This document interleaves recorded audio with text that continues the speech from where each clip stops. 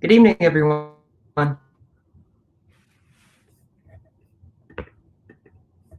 you all for tuning in tonight. We have with us today Dr. Erin Berkowitz, who's going to be giving a visual presentation of his book, One by One by One, Making a Small Difference Amid a Billion Problems.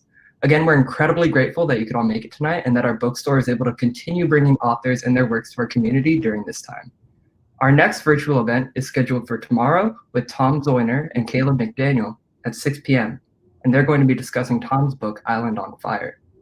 Tonight's event also includes a Q&A portion, so if you click that little Ask a Question button down at the bottom, you can go ahead and type a question, and we'll get to answer that towards the end of the event. And lastly, if you're interested in supporting our bookstore, you can purchase a copy of tonight's featured book by clicking on the green button down below. And with that out of the way, let me go ahead and introduce the author. So Dr. Erin Berkowitz is a leading voice in the field of neurology. He's a founding director of global health at Kaiser Permanente Medical School, which is opening up right down the block from Vroman's. And he was also the founding director of the Global Neurology Program at Brigham and Women's Hospital in Boston. He also directed the first-year Mind-Brain Behavior course at Harvard Medical School. As a consultant for Partners in Health and advisors to Doctors Without Borders, Dr. Berkowitz has worked in Haiti, Malawi, Vietnam, and on the Navajo Reservation in New Mexico. So without further ado, please give a warm welcome to Dr. Erin Berkowitz. Well, thank you so much, Max, and thank you, Vromans, for having me. My wonderful editor at HarperCollins, Mickey Maudlin, when I told him last year I was moving to Pasadena, the first thing he said was, you got to go to Vromans when you get there. It's just the most incredible bookstore. So it's a real honor to be here tonight. And thank you so much for everyone joining us this evening. So I'll go ahead and read some passages from the book and then have plenty of time, hopefully, for questions and discussion. So here's how the book begins. I present to you patient Janelle, a 23-year-old male student with no prior medical history, born and currently living in Savannette in rural Haiti, presenting for evaluation of headaches, evolving over several months, a sense of vertigo when he stands, and difficulty walking. So the book begins with that email, which is an email I received from a colleague in Haiti named Dr. Martineau Louinet. And when I received this email, I was just a few months out of my medical training. I had just finished training as a neurologist and was in my first job as a doctor after many years of school and training, and had always wanted to work with the group Partners in Health. Many of you may be familiar with them from the book Mountains Beyond Mountains. And when I contacted them to see if they needed help from a neurologist, they told me that in Haiti, there was just one neurologist for the entire island of 10 million people. If you could imagine one neurologist for all of Manhattan or one neurologist for all of LA County.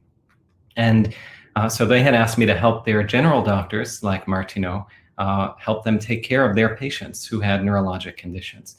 So I had been to Haiti, I think 2 or 3 times by the time I had received this email, and went about once or twice a year at that time. And in between visits, Martineau would email me about patients he saw asking for my assistance. So I'll read the rest of the email and how things evolved here by reading you the rest of the first chapter, and then we'll go from there. Martineau's email continued. On physical examination, the patient had increased reflexes, most notable in his lower extremities, trembling movements of his right arm and leg that affected his walking, and a tremor in his right hand that affected his coordination. Martineau had attached a shaky 1.5-minute cell phone video to his email. In the video, Janelle is sitting on an examination table, his hands resting on his lap. Only his torso and legs are visible. He's dressed in a white button-down shirt with thin vertical purple stripes, dark blue pants, and shiny black dress shoes that dangle motionless over a white tile floor. An electronic monitor beeps continuously in the background from another clinic room. Martineau's slender arms enter the frame in a starched white dress shirt, holding his reflex hammer, his stethoscope dangling from around his neck, swinging back and forth between his arms like a pendulum. Lagez main, Martineau says, relax your hands in Haitian Creole. He hits each of Janelle's elbow creases, which send Janelle's hands leaping off his lap, hits his kneecaps that cause his legs to kick out briskly, and in the last moments of the video, we see Janelle reach his hands forward, and a subtle, rapid tremor emerges in his right hand, making it quiver briefly like a hummingbird's wing. Then it stops. Okay, Martineau says, and the video cuts off. For neurologists, the physical examination holds important clues to the cause of a patient's symptoms. While the stethoscope allows doctors to listen to the activities of the heart and lungs, it's the patterns of weakness or abnormal movements or reflexes that allow neurologists to observe and determine the precise site of disease within the nervous system. Is the problem in the brain, the spinal cord, the nerves, the muscles? The jumpy reflexes Martineau had demonstrated in Janelle were a clue that the problem was in the central nervous system in his brain or spinal cord. The tremor suggested a problem in the back of his brain in a part called the cerebellum. Now, during my first visits to Haiti, the bedside examination was all we had in neurology. Lab testing was limited, and the single CAT scanner in the capital city was too expensive and too far away for most patients to access. My colleagues and I struggled to try to help so many patients for whom we felt if we only had a CAT scan or an MRI, maybe we could figure out what was wrong and how to treat them. We'd examine a patient and conclude that there might be a problem in the brain, but what was it? A stroke? An infection? A tumor? Without a scan, it was often impossible to tell. Haiti's 2010 earthquake led, albeit indirectly, to the country's first publicly available CAT scanner in 2013. The earthquake had devastated Haiti's overpopulated capital of Port-au-Prince, killing hundreds of thousands of people under the rubble of poorly constructed buildings and displacing more than 1 million who lost their homes. Haiti's largest public hospital and its nursing school were among the 25,000 buildings damaged or destroyed. As part of a Building Back Better campaign drawing on the extraordinary outpouring of generosity towards Haiti after the earthquake, in which over a half of US families donated, Partners in Health built Hôpital Universitaire de Mirbalais.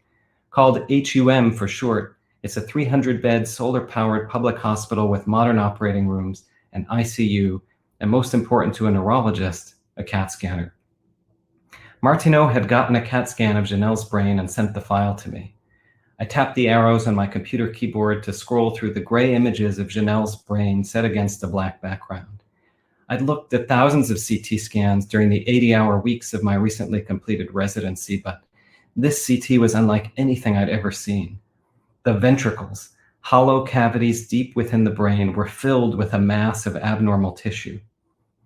It was enormous, about the size of a tennis ball. It was complex, its contour bulging out wildly in all directions, compressing and distorting the surrounding brain structures. The radiologist report described it as lobulated, exophytic, and cystic, meaning multi-lobed, outwardly growing, and filled with fluid. It was the largest brain tumor I'd ever seen. I read Martineau's email again. It said Janelle was a student, age 23, so I presume that meant he was in college and his cognition must not yet have been affected by this enormous tumor. I watched the video again, Janelle sitting calmly on the examination table, which he would have had to have climbed onto, suggesting he had good strength and coordination. With such a big tumor, how could he be so mildly affected? Martineau's email concluded, "What can we do for this patient?" I wasn't sure how to respond to him. Without surgery to remove the tumor, his patient would become progressively disabled and die. But there are no neurosurgeons in Haiti trained to perform such complex brain tumor surgery, and even the brand new modern operating rooms at HUM don't have the necessary high-tech equipment to safely perform a surgery in which the deepest recesses of the brain would be manipulated. Looking back and forth between Martineau's email, Janelle's CAT scan, and the video of this otherwise healthy young man, I saw the potential for a big save for the first time, not just in my work in Haiti, but in the early days of my career as a doctor. Without treatment, progressive disability, suffering, and an untimely death would await this young man. But if I could somehow get him to the US for surgery, to have the tumor removed, maybe he could be spared the loss of his walking, his thinking, and ultimately himself. I spoke with my colleagues at Partners in Health and we plotted a course. With its modern operating rooms, HUM had become a focal point for volunteer surgeons offering to serve in Haiti, including several groups of neurosurgeons. We all agreed that Janelle's surgery would be too complex and risky to perform in Haiti, but we decided to email those neurosurgeons about his case to see if they might bring Janelle abroad to one of their hospitals. The neurosurgeons wrote back that they disagreed with trying to do this for several reasons. First, they felt that bringing this patient abroad for care would be unsustainable since there was no guarantee that this could be offered to the next patient who might arrive at HUM with a brain tumor. Second, they thought that treating the patient wouldn't be cost effective. How could we justify hundreds of thousands of dollars worth of care for one patient when that money could be used to help so many other patients with lower cost illnesses? Finally, they were concerned the surgery would be too high risk, with the potential for the patient to worsen afterwards, even if performed in a high resource setting. The neurosurgeons recommended a palliative approach, focusing on the patient's comfort, but not touching the tumor. Sustainability, cost effectiveness. These are considerations that may be well-intentioned on a policy level, but they break down when faced with a patient in front of you. True, we likely wouldn't be able to help every patient who needed brain surgery in Haiti, but why should that prevent us from trying to help Janelle? True, for the potential hundreds of thousands of dollars that would go into this one patient's care, we could vaccinate an entire region of Haiti against preventable infections. We could probably even build a whole new hospital. But try explaining that trade-off to Janelle. What would be the point of building more hospitals if they would never be able to help him? In their mission statement, Partners in Health describes its work as being based on solidarity rather than charity alone. Charity is necessary, of course. Those who have more should help those who have less. But charity means us giving to them, to some abstract all. Solidarity redefines this relationship. It invites all of us to share with each other because we are each part of that same all. Aspiring to live up to this mission statement, I felt compelled to try to get Janelle the care he needed, to bring the benefits of modern medicine to him, or him to the benefits of modern medicine. But the neurosurgeons we had written to clearly thought this was a bad idea, unsustainable, not cost-effective, too complicated. Should I throw up my hands at the inequity that's a much larger problem than Janelle alone, turn a blind eye to his bad luck, and focus instead on helping other patients in simpler situations? Or should I choose solidarity over sustainability, compassion over cost-effectiveness? I chose solidarity. I decided to try to do whatever it would take to help Janelle, to commit to this credo and to make the mission statement my mission. Did I make the right decision? This book explores that question, telling the story of what happened when I stepped from the realm of inspiring principles into the reality of taking action. It's a story of triumphs, of tragedies, and of the confusing spaces in between as I attempted to bridge the gap between the rich world medical metropolis of Boston and one of the world's poorest regions in rural Haiti. It's about what I learned and grappled with as I strived to do what I thought was the right thing, but struggled to figure out the right way to do it. By choosing solidarity with Janelle and other patients in Haiti, I witnessed their extraordinary bravery, courage, and faith as they faced debilitating disease in the midst of dire poverty. By choosing solidarity with doctors in Haiti like Martineau, I found inspiration in their humble heroism as they advocated for their patients to get the care they desperately needed but didn't exist in their country. And by choosing solidarity with my colleagues in Boston to do whatever it took to help our patients, I learned how a few individuals working together might just be able to make a small difference one by one by one. So that's how the first chapter ends. And to fast forward a little bit, we were able to find a surgeon in our hospital in Boston willing to offer care to Janelle. In the course of working on a passport and visa for him, our colleagues in Haiti determined that unfortunately he's been abandoned by his family and taken in by a local church. And with this story of this young student, this devastating tumor, the story of abandonment, we were able to find an incredible philanthropic organization, the Ray Tai Medical Aid Foundation, who was willing to support the cost of this patient's care in Boston.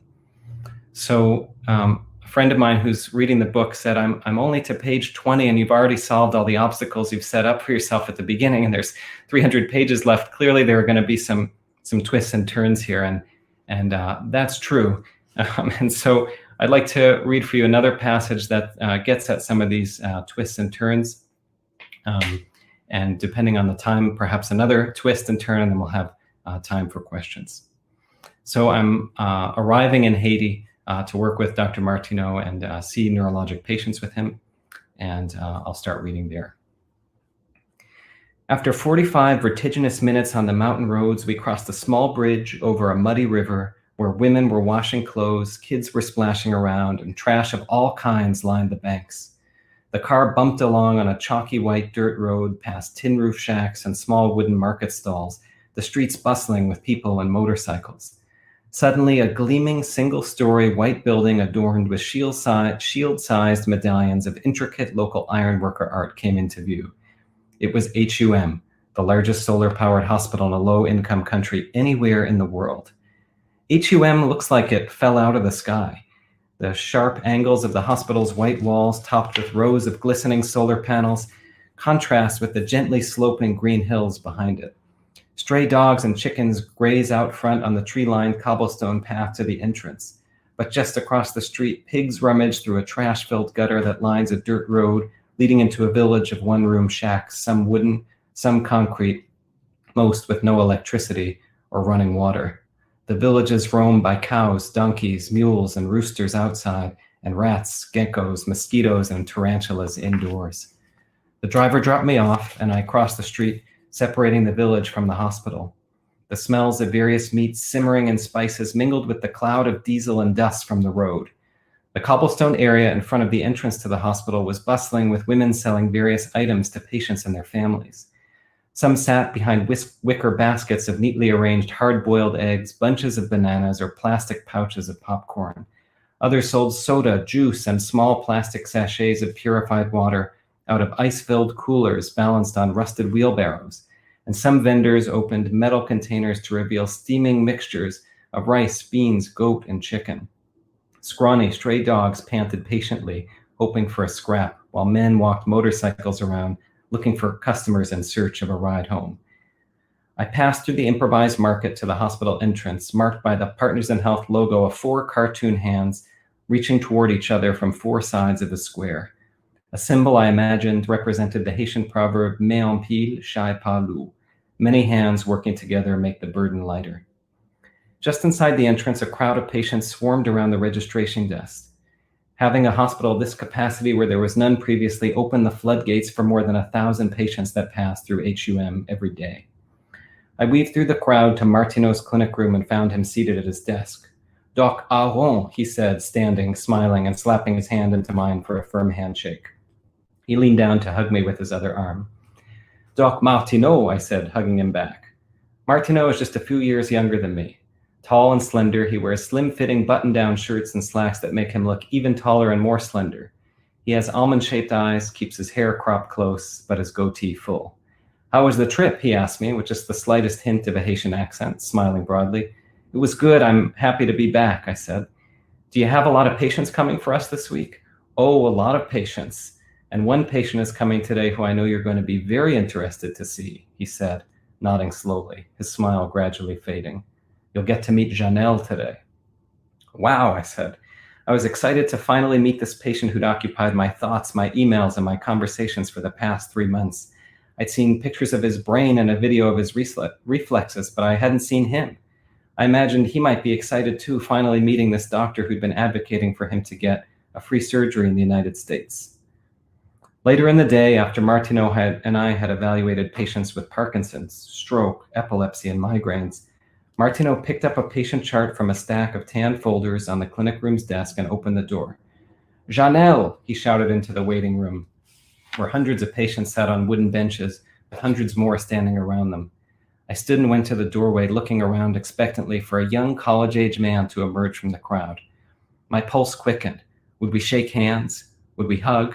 Would he be scared of his upcoming trip to the US, or would he be excited to go to L'autre Boa, the other side, as the US is often called in Haiti, in spite of the circumstances? "Janelle," Martineau shouted again, louder, trying to be heard over the din of conversations, crying babies, and ringing cell phones. A corner of the crowd parted, revealing a thin, elderly woman pushing a wheelchair with a young man in it. He was wide-eyed, staring forward, his nose broad and dignified, offset by a short, thin mustache just above his upper lip.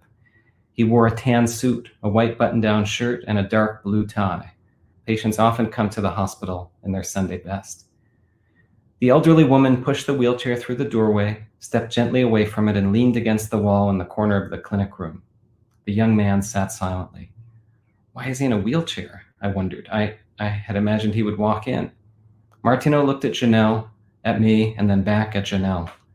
I tried greeting Janelle in Creole and asking him how he was. He stared at me with eyes that seemed to bulge, blinking slowly and infrequently. He didn't respond. Maybe it was my Creole. I was still just learning the language. Martineau asked him how he was. Was he doing okay? After a long pause, Janelle croaked out a high-pitched, raspy, "Oui." Yes, barely parting his lips to make the sound. He didn't seem to be able to speak, so Martineau and I examined him. Looking at his eyes, I realized his wide-eyed stare was a result of retraction of his eyelids, and because he had difficulty looking upward, what we call Perino Syndrome, a rare condition I'd read about but had never seen before. It's caused by pathology of a part of the brain called the dorsal midbrain, where Janelle's tumor was invading. When we asked Janelle to lift his arms and legs, he did this slowly, barely moving. His right hand trembled rapidly as I'd seen in the video Martineau had sent me months prior. We wanted to evaluate his walking, but he was too unsteady. When Martineau and I tried to help him up by his arms, he wobbled and collapsed back into the wheelchair. I was confused, trying to reconcile the image of the patient I'd formed in my mind with the person in front of me. How could this wheelchair-bound young man who was barely able to move or speak still be going to college in Haiti? Is he worse? I asked Martineau anxiously. Légèrement, he said matter-of-factly. Slightly. I trailed off. I thought you said he was a student. He was, but he had to stop going to school, Martineau said. He exchanged a few phrases in Creole with the lady in the corner. I couldn't follow what they were saying. He made it to about the 4th grade, Martineau translated for me. 4th grade at 23, I asked. Martineau nodded slowly. And who's the woman with him? That's his mom, Martineau said. His mom, I asked? I thought he'd been abandoned.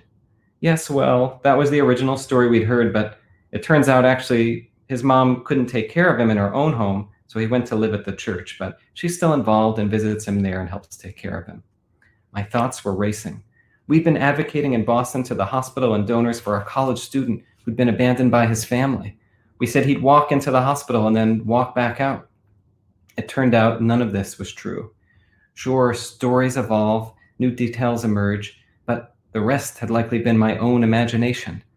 When I saw a 23-year-old student in Martineau's initial email, I assumed college, but due to the poverty in Haiti that causes children to start school late and have frequent interruptions, many older students are still in earlier grades, and in Janelle's case, perhaps the tumor had been there for a long time, affecting his thinking and maybe impaired his progress in school. Given how he could barely talk or move, it was hard to even imagine him in the 4th grade in Haiti. When I saw the video of Janelle on the examination table months earlier, I had presumed he could climb up there on his own, but in reality, Martineau must have lifted him onto it. Of course, if he could walk and talk, why would his mother have abandoned him? It all seemed so obvious in retrospect. I had formed a strong but completely inaccurate impression based on the image I'd constructed in my mind of this otherwise healthy 23-year-old student from reading the email, watching the video, and my desire to see and make a big save. Suddenly, it seemed I had gravely misinterpreted everything. So what was I supposed to do? Just keep moving forward? Even if it was probably too late to expect surgery could make him better, maybe it could at least prevent him from getting worse? Or had the first neurosurgeons been right after all that we should think about a palliative approach given how severe his condition is? Should I go back to Boston and sheepishly apologize for misinforming everyone, albeit by accident? And if I shifted course, would it make me look naive and unprofessional for taking things so far without even seeing the patient? It could even jeopardize my chance of ever bringing another patient from Haiti to Boston, even a more straightforward one. And what about asking Janelle what he wanted? Martineau had said he'd discussed everything with him and Janelle wanted surgery, but he didn't look like he could eke out more than one-word answers. I tried not to let my distress show. Are you ready to come to Boston, Janelle? I tried to ask in my broken Creole. He stared at me expressionless, blinking slowly. Martineau translated, asking him in more grammatically correct Creole. After a few moments, he croaked out another "oui," yes, in his high-pitched, pinched voice. It's going to be cold there, I said, mimicking a shiver and smiling nervously. He continued to stare at me, but didn't give any response. Martineau gave me a brisk nod. We were falling behind, and it was time to move on to the next patient. I reached my hand out to Janelle to shake hands, but he just stared at me. He slowly lifted his right hand off his lap, and it quivered with a fine tremor and then began to shake more wildly. He put it back down on his thigh, and the shaking stopped. His mom wheeled him out, and they disappeared into the sea of people in the waiting area. So this was the first twist, Janelle not being quite as I had anticipated. And yet in talking it over with our colleagues in Boston and with Martino and his colleagues as social workers and psychologists working with Janelle and his family and his church, they decide that they're willing to take whatever risk the surgery might pose with the hope that there could be some benefit for Janelle. So we decide to proceed. And the last passage I'd like to read before beginning our discussion is the moment Janelle arrives in Boston. While Janelle was in the air, I was seeing consults in the hospital in Boston with a team of residents and students. Throughout the day, my phone chirped with one-line updates from the air ambulance team by email. 10:35 a.m. We have landed in Haiti and will update you once we make patient contact. 11:19 a.m. Patient loaded onto aircraft, departing Haiti. 2:09 p.m. Landed at fuel stop in Jacksonville, everything going well.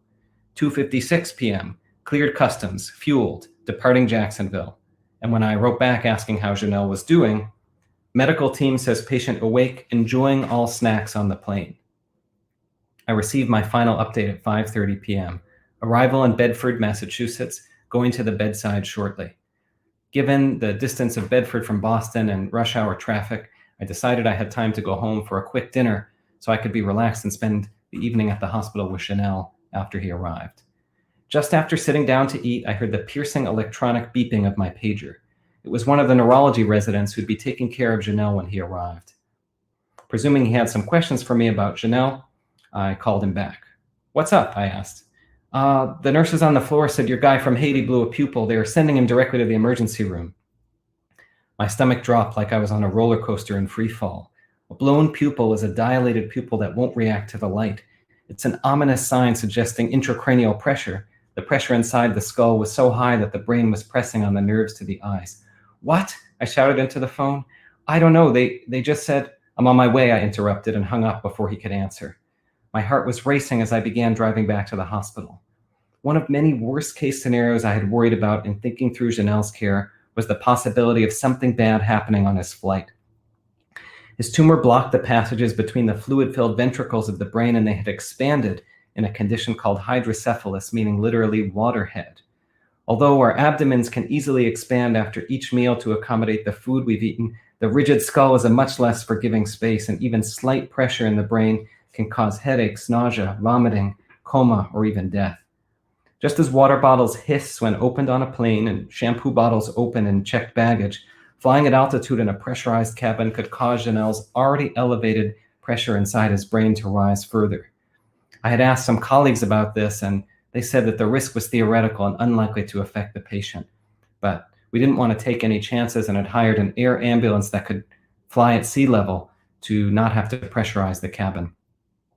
As I pulled up to a red light, I wondered if I could just run it and flash my medical badge if I got pulled over, something I hadn't tried or needed to do before in my first few months as a doctor, but I thought it would just take me longer to get to the hospital if I was pulled over and had to explain everything. I stopped at the red light, but my mind sped ahead. The messages from the flight crew had said Janelle was fine, but a blown pupil suggested something catastrophic. What had happened? It began to rain, and I flicked on my windshield wipers. As they whipped back and forth, they reminded me of the rhythm of chest compressions performed when attempting to resuscitate a dying patient. I imagined Janelle unconscious on a stretcher in the middle of a code blue, a doctor compressing his sternum vigorously with one palm over the other, her white coat flapping behind her. Another doctor tilting Janelle's head back, prying his jaws open and snaking a breathing tube into his throat. Nurses placing IVs into his arms and shouting vital signs, monitors beeping, pagers going off. A doctor standing at the foot of the bed, calmly but firmly summarizing what had been going on so far and what to do next, and an on-call neurosurgeon hovering impatiently in the corner, arms crossed, waiting to get Janelle to the operating room. What if Janelle had developed some complication that made his tumor inoperable? What if he died soon after arriving to Boston, after all we'd done to get him here? The light changed to green. I sped toward the hospital, crookedly parallel parked on a side street, threw my work bag over my shoulder, jumped out of the car, slammed the door, and ran through the pouring rain toward the 6 illuminated Greek columns of the 15 Francis Street entrance to Brigham and Women's Hospital. I raced down the hallway to the emergency room and arrived there out of breath, noticing a group of several nurses, doctors, and staff outside a curtained-off area in the far corner. A crowd in a hospital is generally a bad sign. I began frantically weaving between gurneys and computer workstations to get across the emergency room, finally making my way to the back of the curtained-off area. I peeked inside, expecting to see a blur of white coats swarming around in the small space. Instead, I saw just Janelle lying on a gurney. He was rolled onto his right side in the fetal position, looking at the wall with his wide-eyed stare.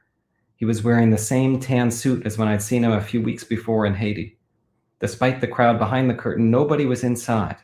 If he's alone in here, I thought he must be okay. I stepped in and closed the curtain. I squatted down between the wall he was facing and the gurney so we were eye to eye. The commotion of the emergency room, the conversations, chirping monitors, overhead announcements, and ambulance sirens faded into the background. Inside the curtain, it felt quiet. Janelle and I stared at each other. My heart was racing both from fear and from running through the hospital. But Janelle seemed to be all right. My level of panic began to subside. Où sont-je? I asked. Do you remember me? He stared at me and blinked once, slowly. Oui, he responded softly in his high-pitched, raspy voice, without a hint of facial expression. He looked the same as he had a few weeks before in Haiti. I took a light out of my bag and shined it in each eye. His pupils were different sizes, and neither really responded to that light. But had I even checked this in Haiti, or had I been too shocked that he didn't look like a 23-year-old college student I had imagined and didn't really examine him as closely as I should have since I had already seen his CAT scan? I couldn't remember.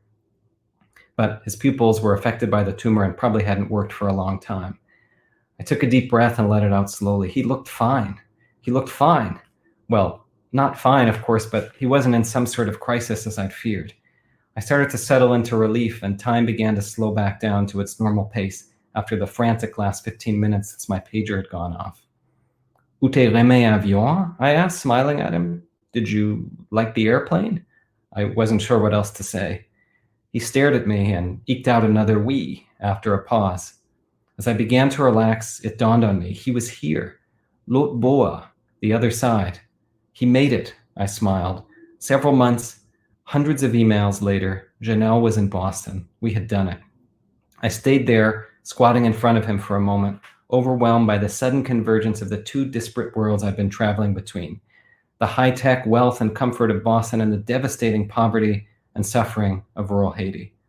Seeing Janelle in front of me in Boston, I was deeply moved by what Partners in Health was able to achieve for their patients, and grateful for the chance to play some small role in their mission.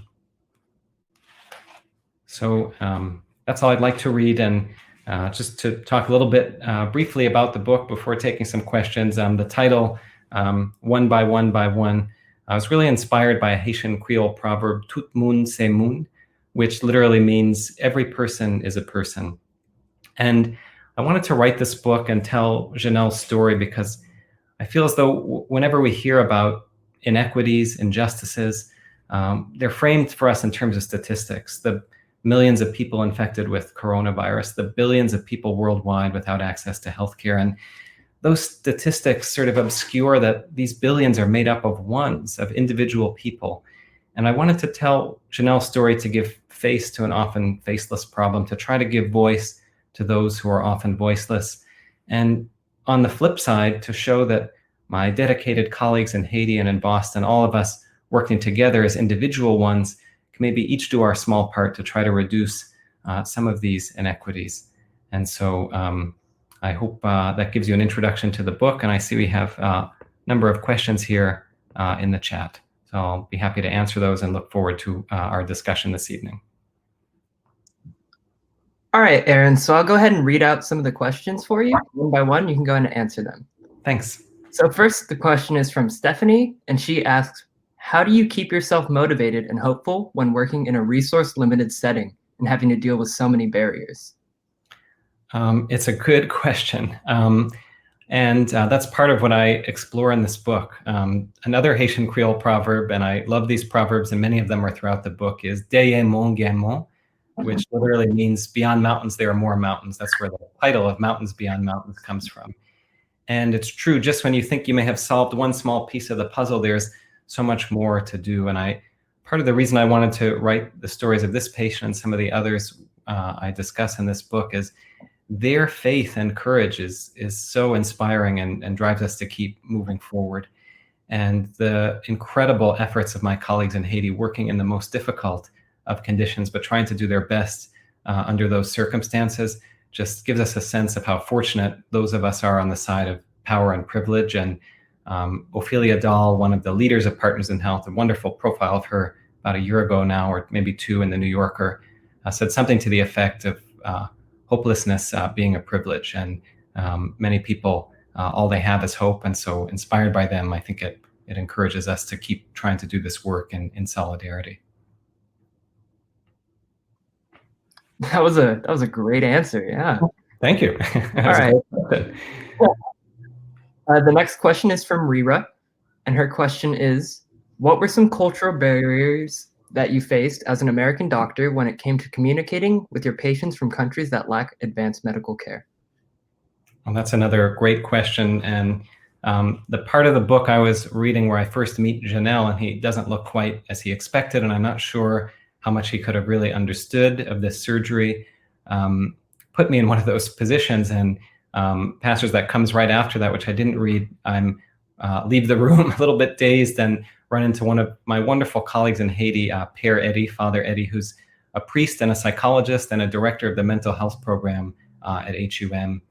And I told him the story of what was happening, and I said, I'm not sure. In the United States, I'm very comfortable explaining risks and benefits, and I just presume patients have seen on TV or in the movie what it looks like when someone's in a coma, and understands the risks of a brain surgery. But in Haiti, there's sort of a different sense around it, because when people see American doctors coming or patients disappearing to the United States for a procedure, it looks like a miracle because these things aren't happening in Haiti. And I asked him how to discuss the risks and benefits across this cultural divide. And his answer was very interesting. He said, you're importing your medical ethics from the United States. There, you're so sensitive to not avoid some type of paternalistic or maternalistic situation where the doctor is guiding the patient too much, and you want to respect the patient's autonomy. He said, that's all wonderful, but in Haiti, the patients want the doctor to help them come to the answer, not leave them with this complex, sort of muddy version of risks and benefits. He said, our patients want to have faith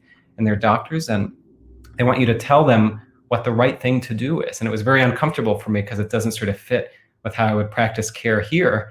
And yet I realized trying to apply what I thought were my medical ethics in that foreign context was sort of missing the point. So I was very fortunate that I was not working in Haiti alone, and had wonderful colleagues like Martineau and Father Eddie who could sort of translate for me what's going on and how I could be effective. And then any of these major conversations I did not have with the patients, I asked my colleagues in Haiti to have those so that there was no risk of misunderstanding or misperception or overly generous faith or courage that the foreign doctor, in quotes, would be performing some miracle, since the message can kind of get muddied depending on who's delivering it. So I get into all that many times in the book. It's a great question, and one I certainly wrestle with. Yeah, and that was a great answer. Thanks. Another great question. All right, the next question is from Michael Jacobs, and he asked, what is the biggest difference between teaching medical students in the US versus medical students in Haiti, language aside? It's another great question, and it also sort of feels a little bit like my answer to the last question.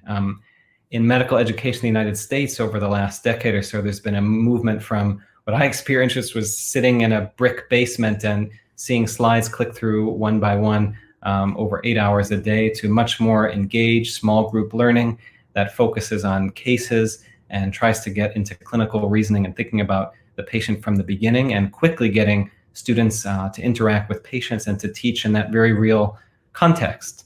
I often used to joke, I don't play tennis, but I used to make this joke that going to medical school felt like 2 years of learning how to build and string a racket and undo the ball and look at it under the microscope. And then they just throw you on the court and balls start coming at you, and you don't know what you're supposed to do. And yet when I got to Haiti and started working with my colleagues to try to train some of them in neurology, they said, can you give us a lecture?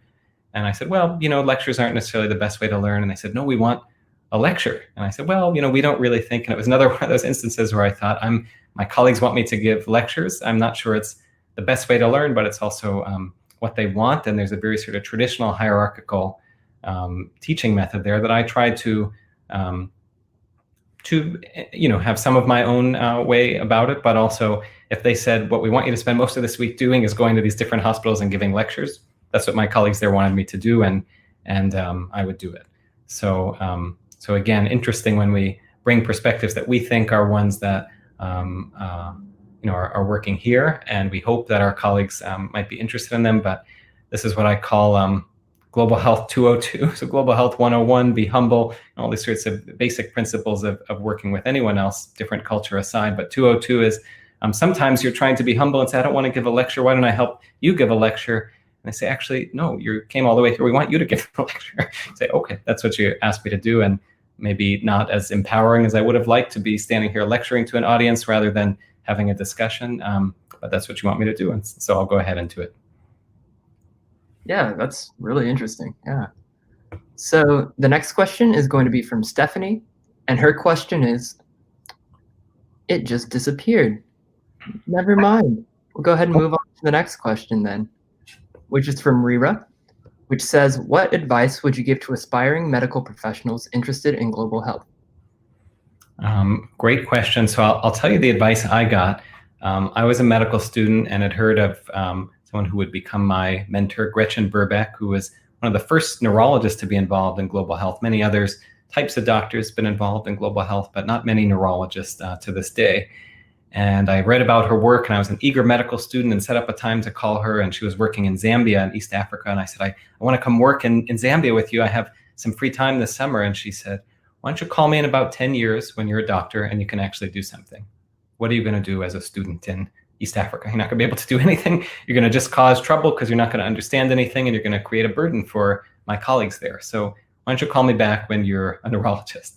And I kept to her word and did call her back, and she's become a wonderful mentor. But that was a very important moment. And when students first approach me about this work, I want to sort of convey that same message that our colleagues like Martineau, my colleagues in Haiti, really wanted doctors to come who could help train them. And on the other hand, I wouldn't want other students like me to feel sort of, oh, this isn't for you. We do want students to be introduced to this work. And so what I usually tell students is that the sort of notion of that, we would go and be able to help and think, well, what would you be able to do as a student? There are doctors there that need other help from other doctors, but there are often things students can do. And some of my students have gotten involved in research programs supervised by my colleagues in Haiti, where they get to be in the field and get to learn from colleagues there, but at a level appropriate type of position where the actual activity they're doing may be entering data into a spreadsheet or analyzing data, but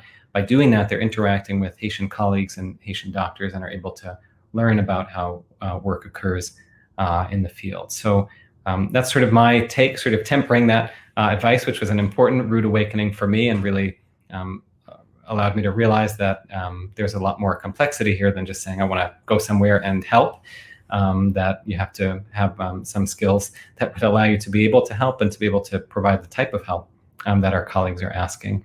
So we've had even undergraduate students working in Haiti just coordinating the rides to and from the hospital that are necessary for all the doctors that come from all over Haiti. But that gives them an opportunity to be working in and with a hospital and Partners in Health, even though the task may not seem as exciting to them as being involved in clinical care. It gives them a sense of what's at stake in this work and allows them to sort of have those seeds planted of what this work is really like for when they have the skills to be able to contribute. Yeah. All right. So the next question is from Stephanie. And the question is, what do you think needs to be done to keep morale up during times when medical professionals and aspiring medical professionals feel abandoned by those who have the power and influence to provide resources? Yeah, that's a good and difficult question, and one I certainly wrestle with in the book. As I mentioned earlier, at the moments I felt despair, one of my mantras throughout medical training, and continues to be, to divert a little bit, when I was an intern and working these 80, 90, 100-hour weeks and being woken up all night and just felt miserable and delirious without sleep. I remember being called to see a patient at 3 a.m. and just being so frustrated and angry and upset. And I hadn't slept in 20, however many hours. And I saw the patient and she was in so much pain. And a sort of light bulb went off for me that said, the patient is suffering much more than you are. And it may sound trite and mundane, but at that time it was sort of this opening for me that to sort of get over it and to do the work that I need to do, that And so on a similar level, in this work in global health, it can be so demoralizing to see such limited resources. But at the same time, it can be so inspiring to see our colleagues that are so committed to working in those contexts with so few resources and trying to do what they can. And it's their courage and their faith and their effort that makes it clear how much privilege we have to live and work where we do. And that awareness is very humbling and sort of opens your heart to compassion to really want to do whatever you can to help. Yeah. All right, the next question is, can you talk a little bit about how doctors here in the US are handling COVID-19 compared to doctors in poorer communities and countries? Good and complicated question. So I think not much needs to be said about how we're handling it in the United States. And this has been a really interesting topic in the field of global health because even before COVID, there's been a movement to decolonize global health and ask the question of why is it doctors from America and from Europe, other wealthy countries always going why is the directional vector always from the global north to the global south? When actually there's a lot of innovation and incredible work in the global south, and why do richer countries feel that because of their wealth they have the authority, or is this just reinstantiating, recapitulating colonial relationships? If there were any doubt about that, I think the veil has dropped as we've seen how the United States and its lack of public health infrastructure, let alone other challenges with our government and leadership. But this is an acute on chronic problem, as we would say in medicine. We're seeing an acute crisis. We're seeing acute inequity, injustice, and racism. But these are hundreds of years chronic problems that have just been exposed by this virus. Now, on the flip side, take Vietnam, a lower middle income country. There have been 0 deaths from COVID. There have been about 350 cases in the entire epidemic. Take Rwanda, that just 25 years ago was recovering from a devastating genocide. There have been 0 deaths, last I checked, a couple hundred cases. And you might say, well, those are small countries. I think the population is probably similar, if not greater, to LA County or Manhattan in Rwanda, if not more. Don't quote me, I should have looked that up, anticipating a question like this. But whatever the size, imagine in the entire epidemic, there were less than 1/10 of the number of cases than in LA County yesterday. So what's going on? These are countries that have had to face Ebola next door. In the case of Rwanda, did not have an Ebola outbreak, fortunately, but many countries who've had to cope with the large burdens of AIDS and tuberculosis, and most recently outbreaks of Ebola, have developed the contract tracing systems and the public health infrastructure necessary to keep their populations safe. And they were able to activate those. And in an interesting sort of flip of the vector of global health, Partners in Health, which is famous for its work in Haiti and Rwanda and Malawi, all these very poor countries, has actually been asked by the government of Massachusetts and in other governments around the country to apply what they learned in Sierra Leone and Liberia and these very poor countries, what they've learned treating Ebola, to bring those lessons from their colleagues back to the United States to help with COVID. So those are some thoughts on the topic, but look up the response in Vietnam and some of the articles about it, and look up the response in Rwanda. And it's incredibly striking how incredibly these countries that are much poorer than us and one would think have far fewer resources actually have systems in place and human resources to address outbreaks like this incredibly effectively. And we have a lot to learn from them in our country. Yeah, that really is interesting. So we're going to go ahead and do one more question and then wrap it up. And the question is going to be, can you talk about the first moment where you were really struck and your eyes were open to the disparity between healthcare in Haiti versus the US? Great question. I mean, I would say when I first got off the plane there for the first time about 7 or 8 years ago, I had done some work in Malawi, which is in East Africa. And from Boston to Malawi to the site where I worked, it was about 2 days of flights and then a day in a truck to get out to this rural area. And when you travel that far, although seeing devastating poverty and devastating disease, the prevalence of HIV/AIDS in Malawi is 10%. Imagine 1 in 10 people having HIV or AIDS. It's so striking, and yet that huge distance in time that it took to get there, not that it felt normalized, but somehow going that far away, somehow you could almost reconcile it in your brain. Haiti, just an hour and a half flight from Miami, just a 4-hour flight from Boston. And so being able to have breakfast in Boston and have lunch in Haiti and go to a place that's the poorest country in our hemisphere, where infants are 8 times more likely to die in infancy, pregnant mothers 25 times more likely to die. And this is just right outside our shores. This is nestled between Bahamas and Jamaica and all these other countries where people go on vacation. And then there's Haiti. So that was probably the most striking, being so close to our shores and seeing a country so poor. And then coming to learn about it through the books on this shelf is the Haiti shelf, the history, the politics, the economics, the racism, which would be a topic for another evening, that led Haiti to be the poorest. It's not, quote, bad luck. It's the forces of history, and politics, and racism that have put Haiti where it is. And yet, not to end on that negative note, to highlight points from before, despite that poverty and despite the devastating circumstances that patients like Janelle find themselves in, one thing I really wanted to highlight in this book is how much I learned from them, how much courage and faith and hope they have in circumstances that many of us could not imagine ourselves in on the day-to-day healthy, let alone with disease. And so I hope those of you that read the book will also find inspiration in these patients and their stories, as I have. Yeah, and that sounds like a wrap on tonight's presentation.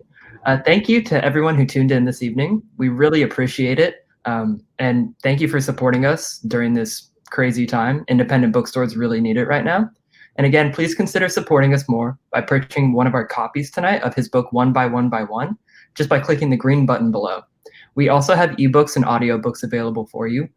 We have links on our website for those, or if you scroll to the top of the chat, we have them up there. And again, thank you to Dr. Erin Berkowitz for that incredible presentation. It was fantastic. Another virtual round of applause for him. But with all that being said, I hope you all have a good night, and thank you so much, Erin. Thank you so much, Max, for having me. And it's an honor to be with everyone tonight. And thank you so much for the thought-provoking questions and discussion.